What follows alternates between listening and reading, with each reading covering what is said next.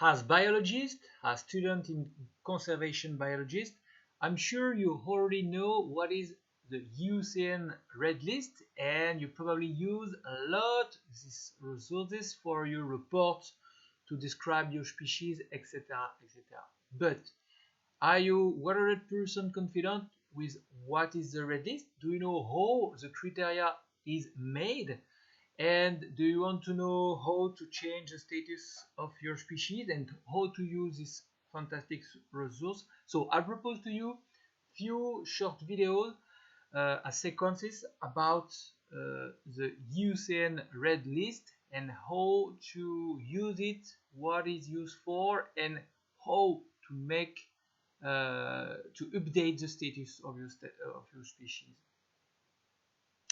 So indeed, you probably already use the website and you noticed that the giant panda, for example, is a species not critically endangered but vulnerable, and there is many other species with a specific status, conservation status. You know, least concern, vulnerable, already extinct, etc., etc. Let's see all of them and how can we say that a giant panda, the species, is only vulnerable and not critically endangered? Why this gibbon is now critically endangered and before it was only endangered, etc., etc. Let's have a look. And also, how do we know that 40% of the amphibians are endangered, are threatened with extinction? Actually, this is not the same, endangered and threatened with extinction. There is several status, and we'll see all of them. And actually, if we say 40%, this is an average because there is many other amphibians not yet assessed. How can we know that 33% of the reef corals are threatened with extinction, etc.? How can we know all these numbers? Let's have a look. Here there is the famous address of the Iucn Red List, but first of all, let's have a look about this organization, the IUCN, International Union for Conservation of Nature. So if we click over there, we'll do it, we'll discover about this big organization, which is actually a kind of federation of many organizations, governmental, non-governmental, all aiming to do for a better world, doing conservation and things like that. So it's now based in Switzerland, but it's working with a lot of countries. There is many experts, growing quickly. It's active in all the countries. Very few are not involved with a project about the Iucn. And there is a lot of staff also working permanently in Ghent, which is in Switzerland. There is several commissions, we'll talk about that, secretariat, members, etc., etc. But who are the members, the organizations? So if we have a look, you will see there is many members. Let me check if there is a list. You say members. You will see there is probably in your own country the agency responsible for conservation is probably listed. Let's have a look with, for example, Australia. So Australian Conservation Foundation, NGO. Here, the Australian Government Department of Agriculture, Water and Environment, as I told you. So there is several type of members, can be government agency, even the states, NGO, etc., etc. If we have a look, you see the state. So this part of the state ministry is member of the Iucn. Probably check in your country, you will see it's affiliated with the Iucn. So yeah, Austria, not Austria. Another example. Belgium, yeah, Politique Scientifique Fédérale, yeah, the Office for Science is linked with the Iucn, is a member. So you see, it's quite serious. And most of the specialists of a species are actually linked with the Iucn. They are member through their organization, but they are also probably expert here. The expert, okay, members is NGO, states, agency, etc. And the experts are here. So you, for example, if you are an expert of a species, a very specific species, you are one of the leader about the knowledge of, I don't know, the panda, giant panda, you will be probably an expert because it will be good for your species, and you will be a resource able to say why your panda, your giant panda, is vulnerable. Okay, we'll have a look deeply in that. So the Iucn is working with commission, expert, etc. agencies. So they are here, and there is staff. Okay, the staff in Switzerland. They work together to say this species, those species are endangered. We have to protect the habitat of the giant panda, etc., etc. And then it's a direct benefit back to the members, individual members, but also agency, NGO, etc. And then they will act for a policy, to have an impact on the policy and direct benefit to people, nature, species, obviously. So you see the loop of functioning about the Iucn, and the red list is part of it. Okay, so this is the Iucn functioning, and the red list is a part of that. Okay, it's not only it's a big file for the Iucn, but the Iucn is doing a lot, not only the red list. Okay, so now let's go into the background and history about the International Union for Conservation of Nature and its red list of threatened species. So the Iucn is born after the war in 48, and then they said we need a tool in 64, the red list, okay, to say that this species is in danger, is threatened. But what is the status? So we'll see that. But let me show you a little introduction.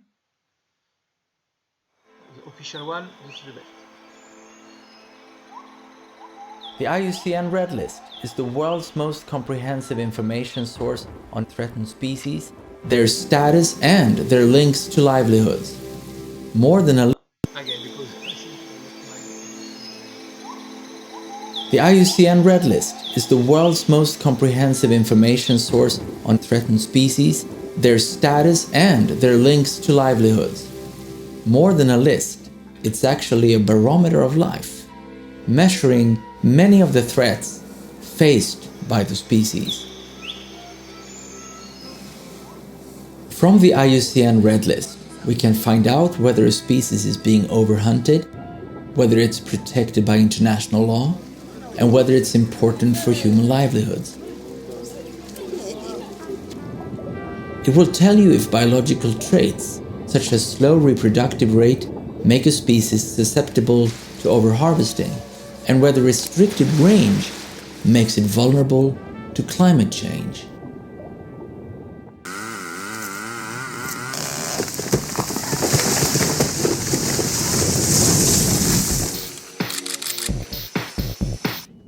As a filmmaker and photographer specializing in threatened species and habitats, I consider the IUCN Red List to be an important resource for guiding my work. I have personally had the great pleasure of seeing and photographing many of the listed species on my various assignments. The IUCN Red List is an incredibly powerful tool used by many decision makers, including governments, NGOs, scientific institutions, and the private sector. For example, it is used to guide scientific research inform policy and conservation planning, and improve decision making to protect the natural resources on which we all depend. More than 70,000 species have been assessed so far, and the results are disturbing, with many species groups facing a high risk of extinction.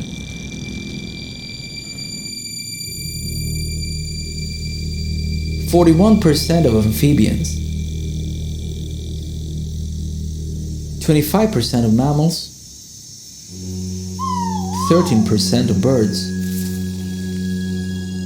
33% of warm water reef building corals, 63% of cycads, and 34% of conifers are threatened." The IUCN Red List is compiled and managed by a network of more than 8,000 species experts from around the world. Each year more assessments are added, continually improving our knowledge of life on Earth. Our target is to assess a total of 160,000 species by the year 2020. Help us make the IUCN Red List a more complete barometer of life. Help us save threatened species around the world. We cannot do this without your support. Please join us. Visit iucnredlist.org/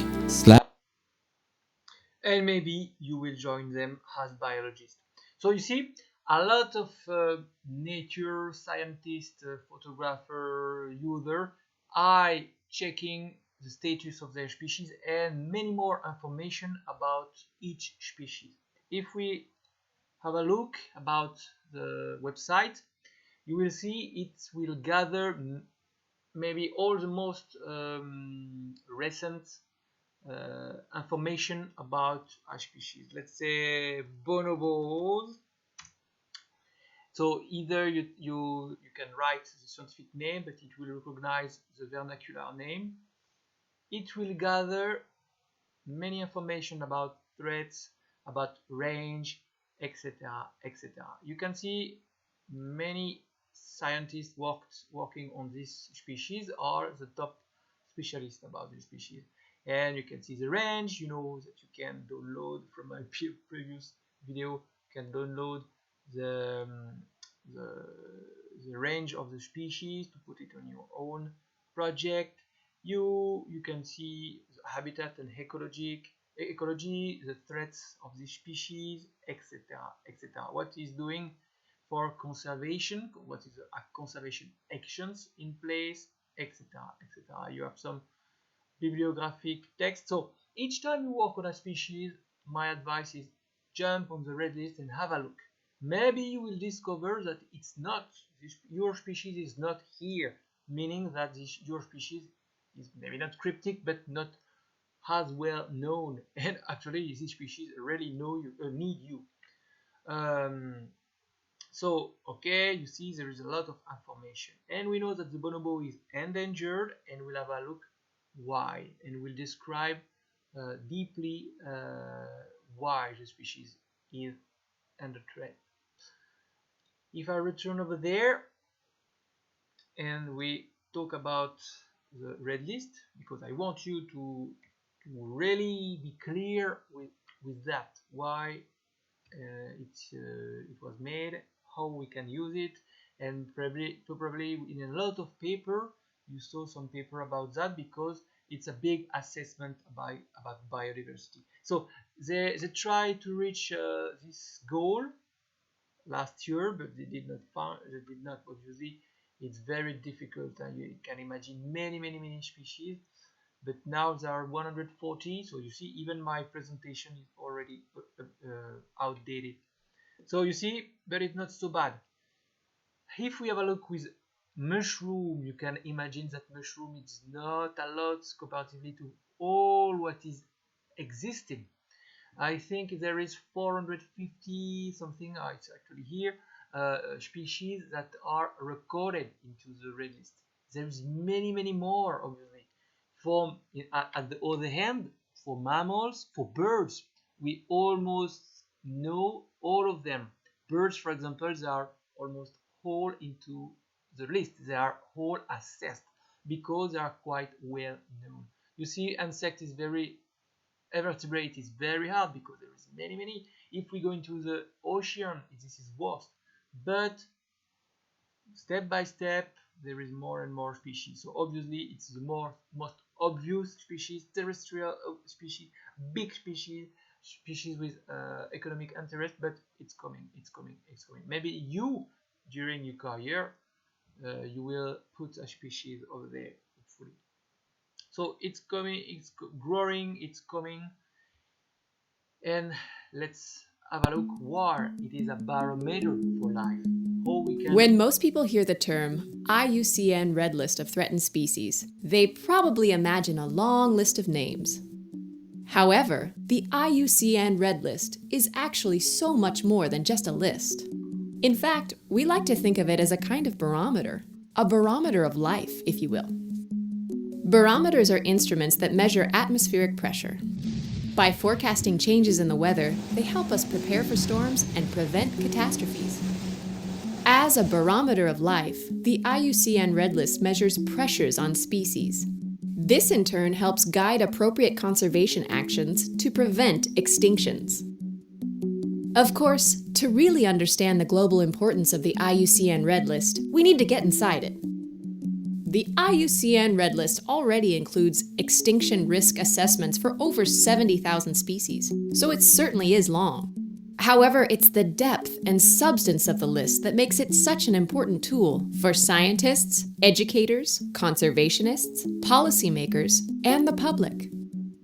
Inside the IUCN Red List is a wealth of information. Along with its current status, you will discover where the species occurs, what threats are affecting it, what habitats are essential for its survival, and conservation actions needed to protect the species and its ecosystems. You can even encounter good news, such as which species are improving in status and why.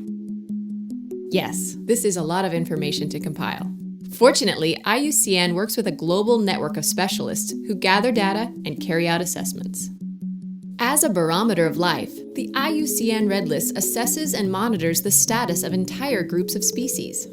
Each year, more assessments are added, continually improving the IUCN Red List's ability to represent the world's biodiversity.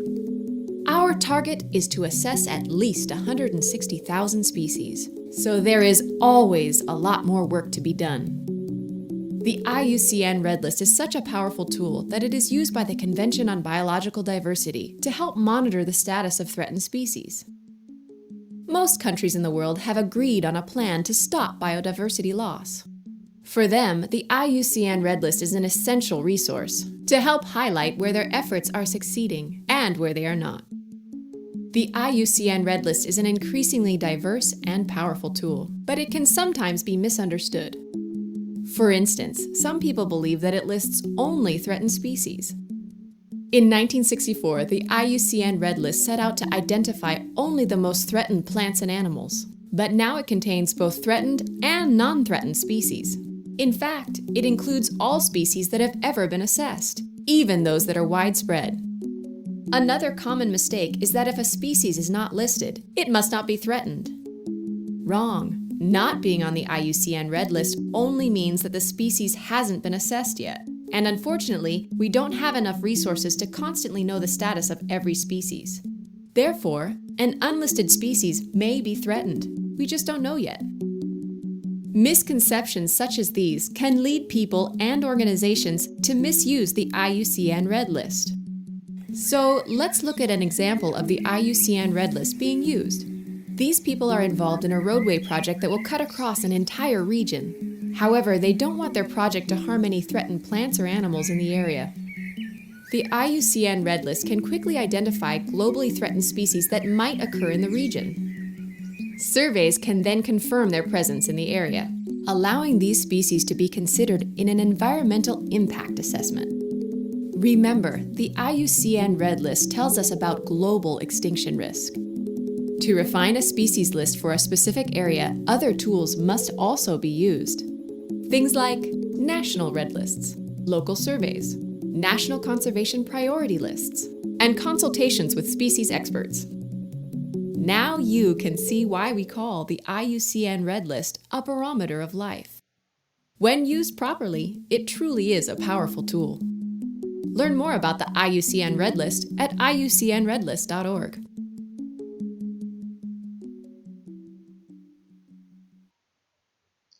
So there is many important information about with this video. We'll come back about all of them. So first, each time you as biologists you explain to your father, mother, and why you are doing conservation, and you explain to your friends that a big part of the, for example, cycads, 1/3 of the cycads are threatened with extinction.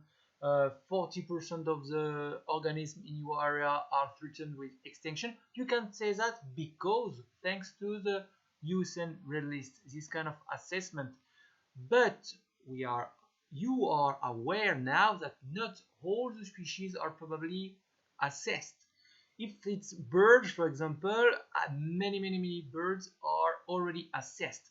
There is 11,300 something species of birds, and you can see almost all of them are already assessed.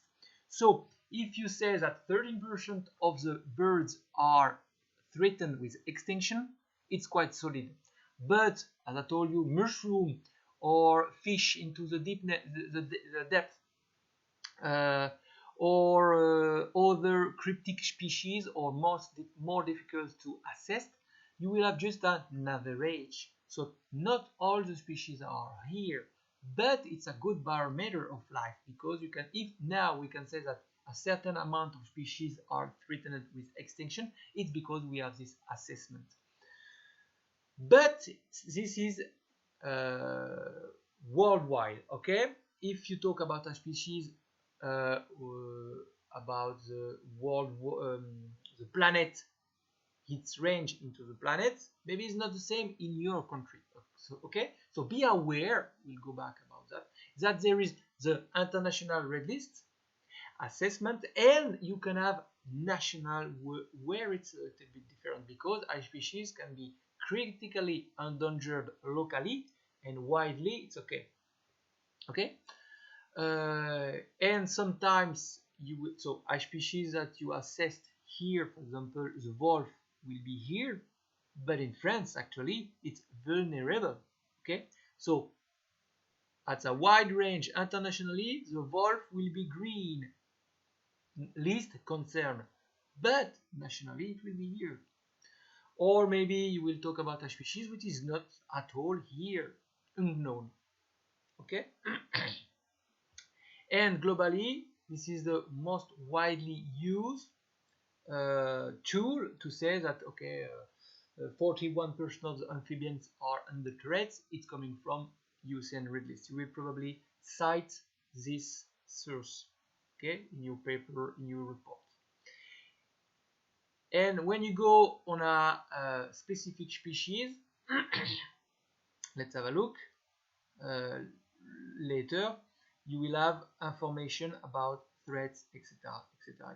This is one of the most powerful tools, gathering many information about your species, especially linked with conservation.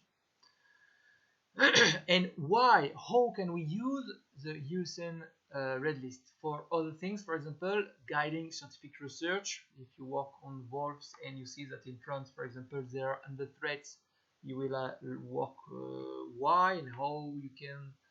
You have to work maybe about some resources that are threatening your species, or etc., etc. So quite often when you will work on a species, you will have a look about the list and the status of your species and some information, because you will have a lot of bibliographic information, some expertise. It will probably guide your research. And sometimes you will have a species that are highly threatened, and you really need in emergency to study why this species is under threat. Okay, so a lot of species or PhD study are launched because they are on the red list, and we have to know, we have to improve the knowledge to save those species. Sometimes it will be used to inform policy and convention. For example, okay, we cannot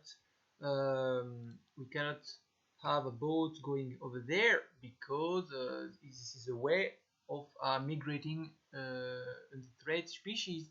Or sorry, but we cannot bring a tiger in the airport to sell it in Japan because it's on the CITES, on the Convention of International Trade in Endangered Species. The CITES is using also the Iucn Red List to say no, sorry, you cannot trade this species because this species is endangered. Okay, so it helps the CITES list. It helps the Convention of Migratory Species, where it can ask for specific regulation.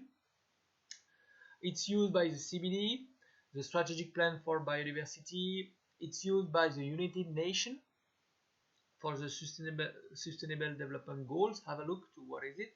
It's, for example, okay, we have goal to improve the usage of the forest, but for that we need to protect at least 50 adult trees of this species in this amount of area, etc. etc. For the Ramsar Convention, if you are in a wetland and you have a endangered species here, so a species which is into the red list but endangered, then you can ask this area, this wetland, to be recognized as Ramsar. Ramsar Convention, it's a convention to highlight some very important area for conservation.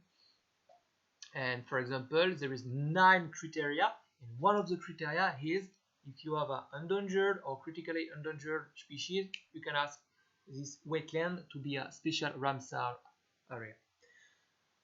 And it's used also for EPBS, other things. For example, if you want to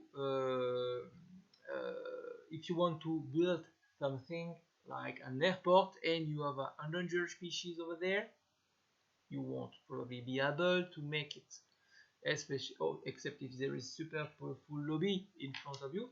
But for decision making, it will help, okay, to say no, don't do these mistakes, don't change habitat, you will do something bad for a species which is into the red list and endangered. Because you remember also the previous video, being into the red list doesn't mean that you are threatened with extinction.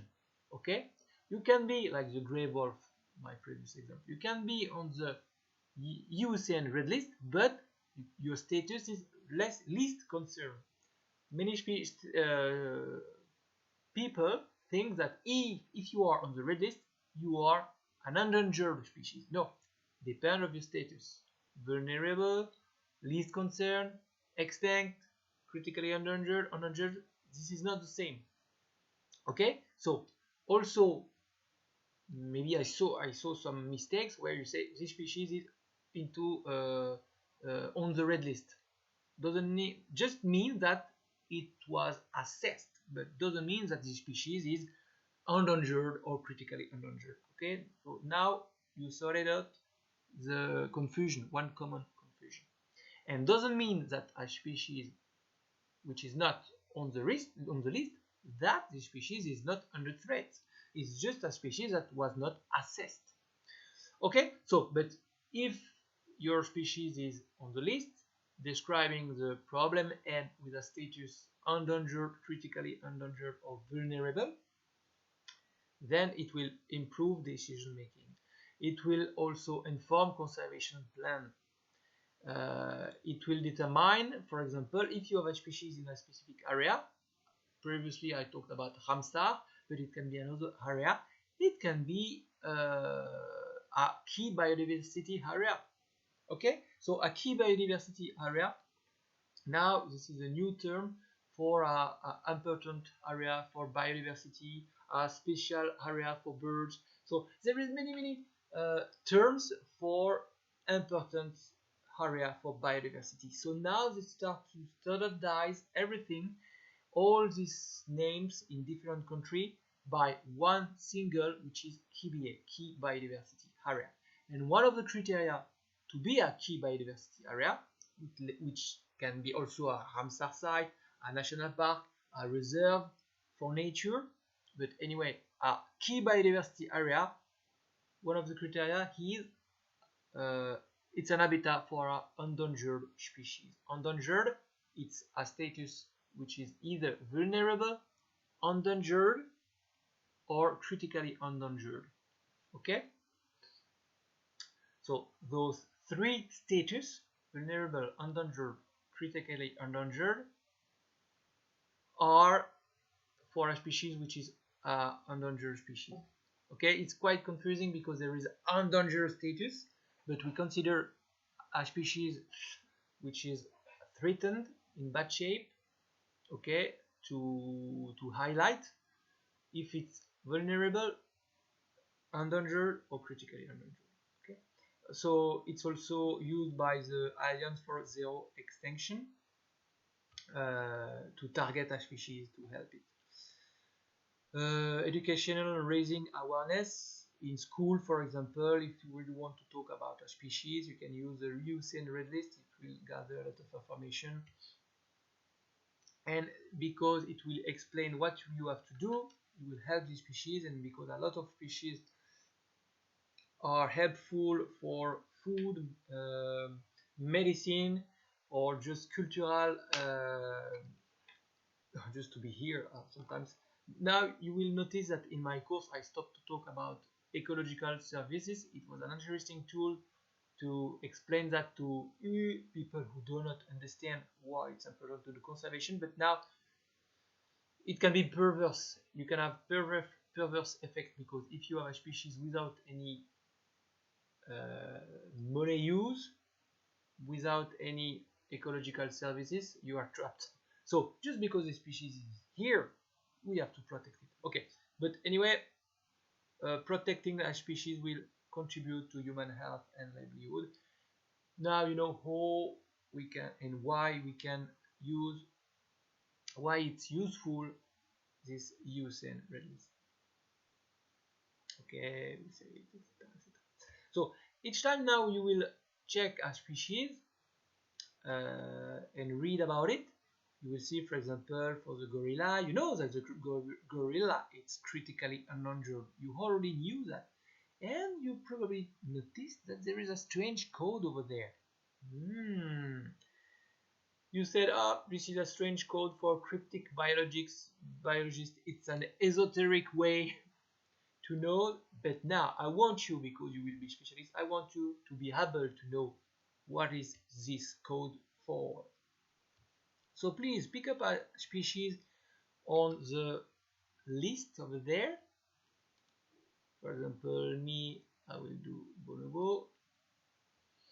Come on. So it's hard for my computer because there is a Prezi, there is the video recorder. So my species, for example, bonobo, please have a look to other species, but you will notice this code. This is a criteria. And let's together describe, interpret, understand what is the criteria, how it was assessed, and how can we be able to say the bonobo are endangered, the status is endangered. So let's note your criteria. And if we return over there,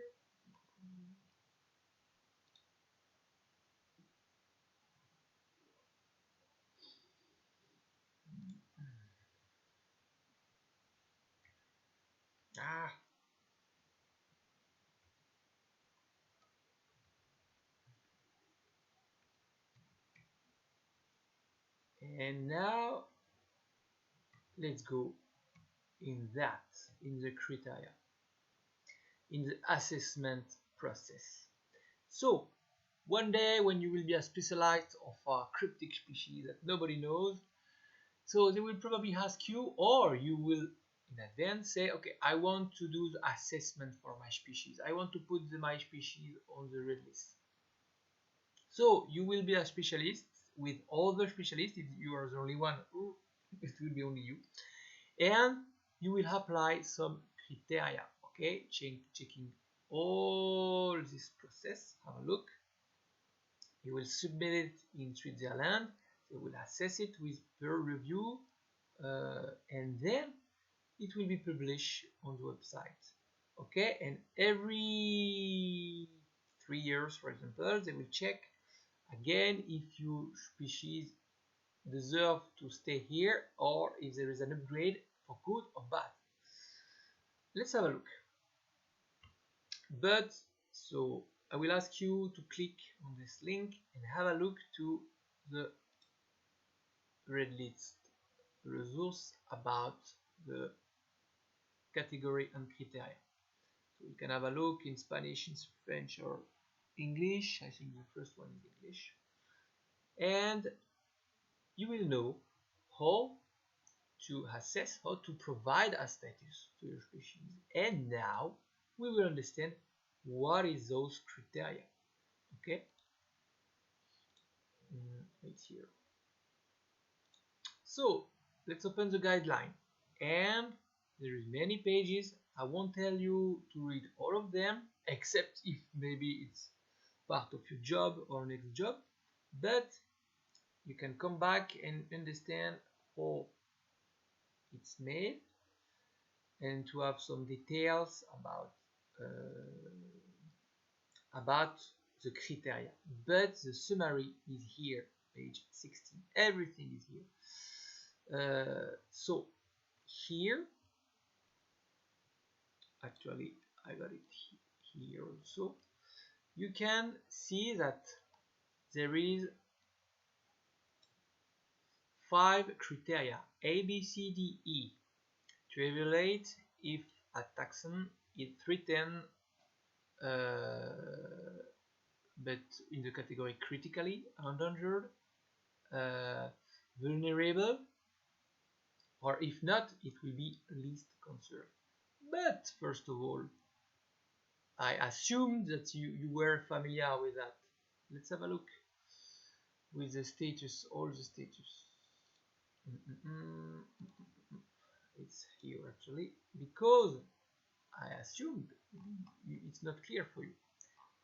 All the status are here. So if it's not evaluated, it will be an E. It's not on the list, but maybe your species is critically endangered, or probably, or maybe extinct, not probably. So, or your species is into the list, but DD, data deficient. You don't know because it's a very common species. A lot of fish, for example, are like that, fishes, and you don't have enough data. You are unable to say if your species is at extinction risk. But after that, if you have adequate data, you are able to say if your species is least concern, LC, which is cool. Okay, your species is okay, least concern, or maybe it's near threatened. Okay, or in the worst case, it will be, we'll see on the table, vulnerable, endangered, or critically endangered. Okay, which is the species that are threatened. Oh, sorry, I said endangered, threatened previously. So threatened species are here, vulnerable, endangered, or critically endangered. So you see, it's different to be on the list. You can be on the list on all those categories. You can be on the list data deficient, or in the best case, least concern. It's a cool species, no problem, no big risk of conservation. But you can be also here or worse, extinct into the wild or extinct. So you understood this is for in zoo you have species, but only in zoo. Now this is the case for a lot of frogs, unfortunately. What else? I try to find a species. There is a lot of cases, and they are now into the in a zoo waiting for correct habitats or to be in a big amount of individuals to be restored into the wild. Extinct, you know, some Tasmania wolves, not the wolves of Tasmania, the lions, Tasman, no, marsupial wolf, mammoth, Steiner, Ritin, you know, the big manatee in the between Alaska and Russia, etc. So now, oh, and if you want to see a definition, it's over there. But now let's go to the summary and the criteria. So the first criteria A is about population size. Obviously, if I ask you, tell me how a species can be assessed and categorized as endangered, you will tell me about tick tack, tick tack, tick tack. Population size. What else? Geographic range. Isolation in a very rare species is not obviously a critically endangered species, but it can be if it's if the only island is now very tiny and the population was severely impacted, it can be here. But a rare species is not automatically on the list. Quite often, yes, but not always. So you can be a bat living only in one cave with 2,000 individuals. If this is the case since thousands and thousands of years and you don't notice any decline, you won't be on the list. Okay, you have to see a small population and a decline. Okay. Same for very small or restricted population. It can be critical, especially if you have very few individuals. It's very rare to have less than 50 individuals since thousands and thousands of years. You can apply that. Anyway, you will be critically endangered. And then the last criteria, quite interesting, the quantitative analysis. If you are able to do a model, like with Vortex, saying that my species will be divided by 2 in few generations, wow, there you can ask your species to be categorized as critically endangered. Okay, so you see, A, B, C, D, E, about the population size, about the range, about the rarity, and rarity plus bad evolution. You can have several criteria, and then they explain to you, okay, but a reduction of how many, etc., etc., it's here. So let's have a look with the bonobo. In my example, I had Paniscus, it's A, 4, B, C, D. If I have a look at A, so first of all, it's about a population size reduction. A, I forget already, 4, B, C, D. So 4, it's here. An observed, estimated, inferred, projected, or suspected population reduction where the time period must include both the past and the future, and where the causes of reduction may not have ceased, or may not be understood, or may not be reversible. And then you have A, B, C, D, E, precision. In my case, it was A4, B, C, D. So B, C, D, this is all the case for the bonobo. An index of abundance, a decline in area of occupancy, an actual or potential level of exploitation.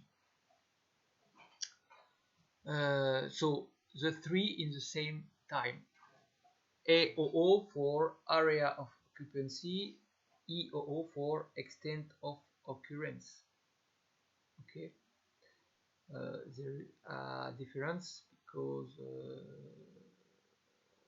here is more extended because it includes potential habitats, not yet with occupancy, but it's a good habitat fitting the criteria of the species. The species can be here, but there is maybe an obstacle or things like that. Okay, so I know that the bonobo is endangered because there is an index of abundance appropriate to the taxon, and voilà, decline, etc. If, for example, I see of more than 50%, okay, so I decline of area of what, but how many? 50%. If it's more, let's say 85%, then you are in this category.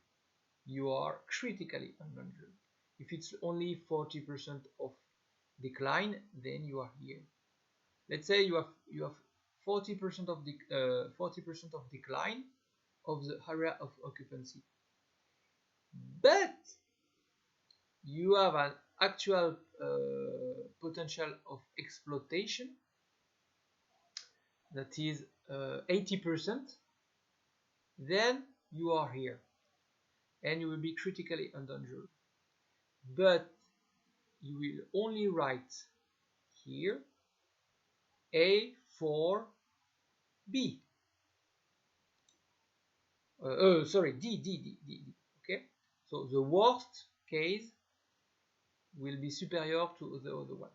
In our case, so we have more than 50%, but less than 80% of the area of occupancy decline, level of exploitation, and index of abundance, etc. Okay, and if we go over there and we check the assessment information in detail, let's read the justification. I guess here, oh, it's a long one. Here we'll see the justification about A4, B, C, D. Let's have a look.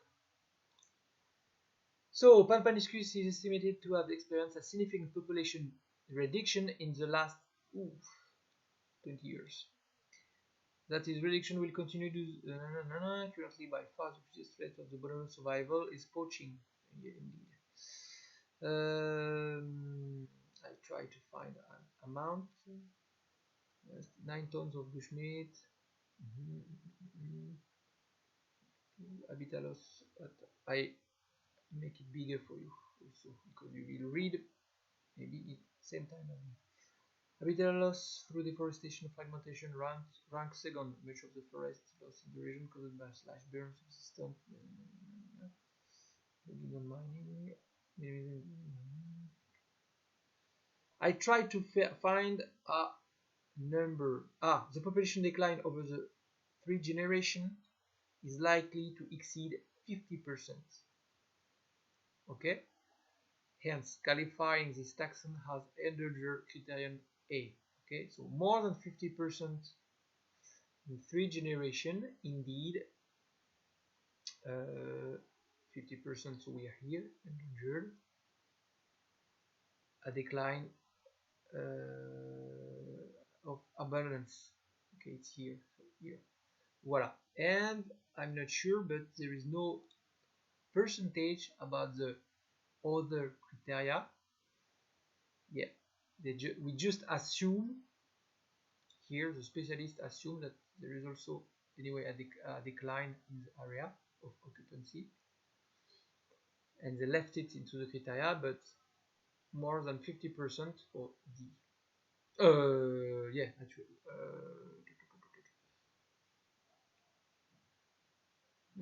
Should be actually this one. Population reduction observed, esteemed, inferred, or suspected in the past where the cause of reduction is clearly irreversible understood.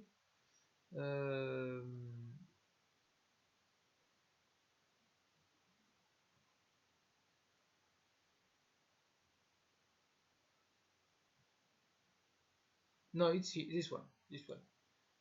Observe estimate appearance suspect in the past.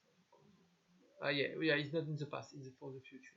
Okay, so it's here in three generation into the past, and in the future they say that exceed 50%. Well, yeah, they project this loss of population. Okay, let's do another example.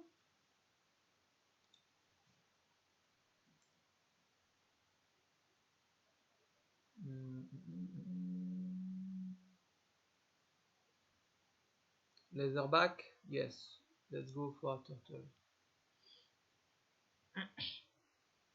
So, for example, you work on the leatherback turtle, Dermocase. You have the range, etc., etc., and then we can see that this species is threatened because it's vulnerable. Why? Because A2BD. A2BD. So, if we look at the detail justification, here they explain increase 3% justification. Long one. Sometimes it's very short and sometimes oh la la, super long. Ooh, wow. So you see the team for bonobo, the team for the turtles, they are not the same, so maybe they produce more details and you won't see the same, and because for this species there is a lot of information. And then they can say that A2BD, so it's about a reduction of population, A2 population reduction observed into the past, and it's probably more than 30%. But let's have a look with another species with less text. Pecari, yeah. Let's have a look. Okay, vulnerable. Here you have the scale. Ooh, extent, probably extent, extinct. Interesting, because here there is more details. They are able to say where now it's extinct, fortunately. So it's vulnerable for that. To the justification, ooh, better. Okay, according to this guy, 40% of his current range only. Should be B then. Due to an ongoing population reduction estimated to be close to 30%. Okay, at the very beginning we already know. But here they say that watch out, you will have a problem with the range. Let's have a look with the range. If 48% is a bad thing.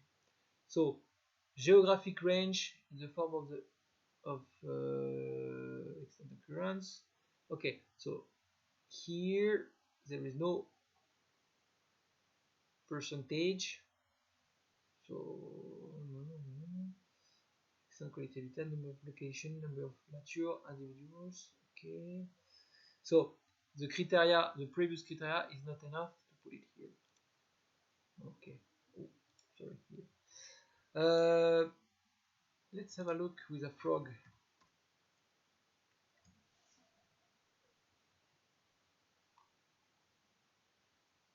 Oh, there is many. Let me check. Frog, dwarf. I would like a golden frog.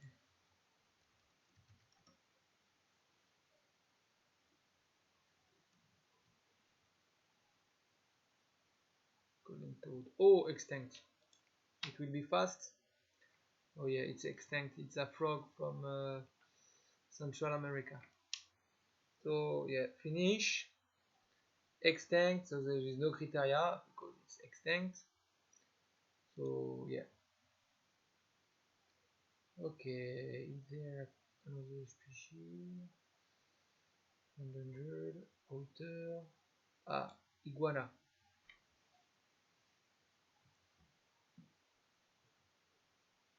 So this iguana is critically endangered because B1AB to AB. So because of a problem of range. Let's have a look to the range. Oh yeah, very limited. Ooh. Oh, and on an island, Jamaica. Oh, yeah. So B1 plus bad luck 2 AB AB. So if we have a look here, B1 extent of occurrence very limited, okay, and B so and B2 AB severely fragmented, or the number of location less less than 5, only 1, and decline, okay, and at least 2 of the following conditions. So for that you also have that, and then this species bad luck is critically endangered. And if we have a look, justification, as I told you, sometimes it's very short. Also, treatable vegetation still exists. Extensive recent surveying has not located iguana far from the central core of less than 10 kilometers square. Habitat in the Hillshire Hills continue to be degraded by human encroachment from the periphery. The Jamaican iguana is therefore listed as critically endangered, given extremely small range in a single location where there is a continuing decline in habitat. So indeed, this species is very, so you have less than 100 kilometers square. They said 40, I don't remember. And for B2, indeed, B2,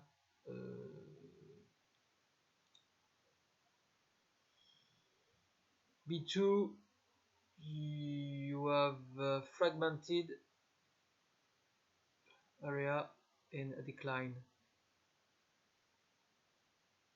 So yeah, for B2, you have that. Okay, so you start to understand, I guess, now with this summary how to interpret, and probably you know now also how to uh, assess your species. So imagine you have a species and you have to assess it. Now, thanks to the summary, you can assess, give a statue to your species. This is exactly what I will ask you as homework in the next video.